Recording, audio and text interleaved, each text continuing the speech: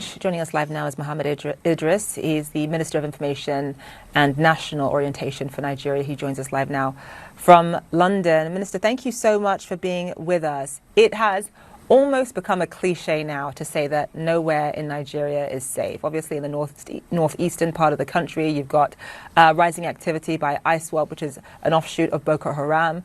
You've got violence in the Middle Belt from armed gangs, banditry as well. In the southeast part of the country, obviously, there's violence stemming from separatist movements. And then, of course, everyone knows about the Niger Delta, which has been a massive security issue or has had massive security issue for quite some time, especially as it pertains to pipeline vandalism. When you think about the strategies that will tackle Nigeria's rising insecurity problem, I mean, Nigerians have been sort of forced to try to get used to violence for many, many years now. In terms of how to tackle it, why should Nigerians trust that the method that Tinubu and his governments are using will actually work this time? What are you guys doing differently?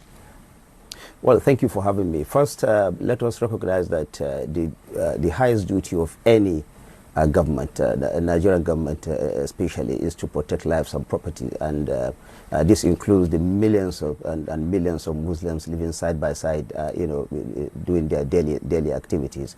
And constitutionally, every Nigerian is guaranteed the right to freedom of faith, meaning that whether you are Muslim or you are Christian, you are free to practice your faith in our country. That's one. Second, you have to know that, of course, since 2009, Nigeria has been bedeviled with the activities of Boko Haram and other criminal elements, like you have mentioned earlier. But you also have to see the activities of government, what government has done, especially in the last 2 years. Of course, successive governments have tried. In the last 2 years, there has been a renewed focus. Renewed attention has been put to ensure that Nigeria becomes safe. We've seen massive deployment of resources to improve our military hardware. We've also seen investments in other sectors, in agriculture, in social services, to ensure that Nigerians, the non-kinetic approach, contributing to the stability of our country. Nigeria is not that bad, as it is said. Yes, we have seen attacks on some Christians. It is true. We have also seen attack on Muslims as well. But it's also wrong to characterize Nigeria as a country that does not tolerate religious freedom.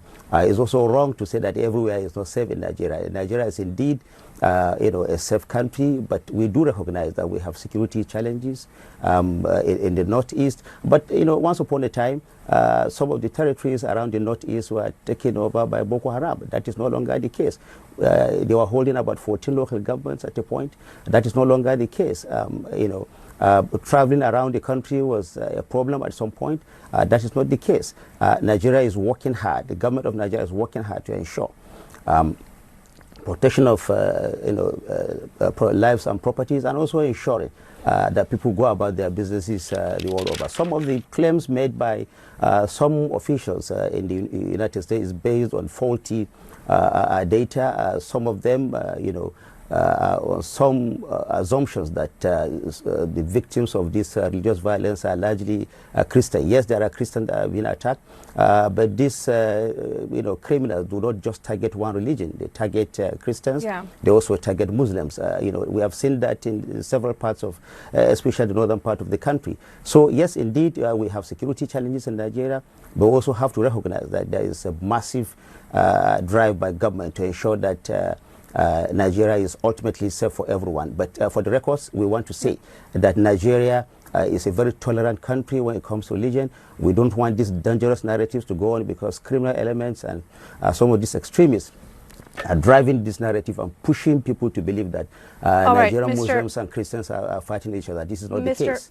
Mr. Minister, there is an argument, though, that while, yes, Muslims and Christians have been attacked, it is the more mainstream Christians and Muslims that have been attacked, those that have been opposed to Sharia law.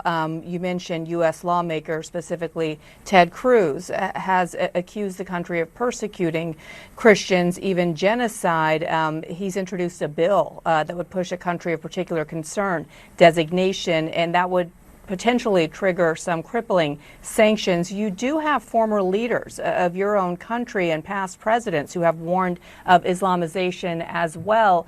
Your justification here that it's not that bad doesn't seem to be a sharp rebuke to some of these allegations. What exactly are you doing to address these concerns? Well, we believe, and I will reiterate, that we do have security challenges in the country. We are not denying this.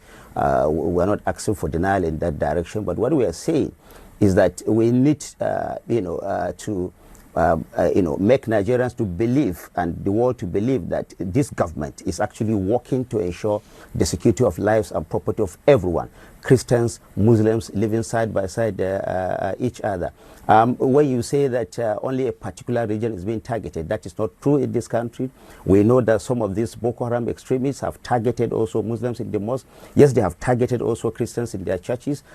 So that is why we need the world to know that there is indeed this challenge, and to drive it, to characterize it as a religious issue, is not helpful for our country. It will drive us towards division. What these criminal elements and these extremists want is actually to make Nigerians and the world to feel that there is actually a fight between Christians and Muslims in our country. This is not the case. Absolutely false. Our constitution, Nigeria is, our constitution guarantees the right of every citizen to practice his religion, whether you're a Christian or a Muslim. And the hierarchy of our government, there are both Muslims and Christians, live in harmony, working together to ensure the return of security and of lives and property all over the country.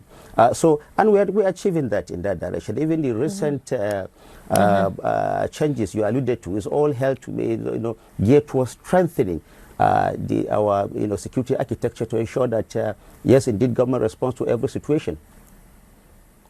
All right, Nigeria Minister of Information Mohammed Idris, thank you. Thank you so much for your time, sir.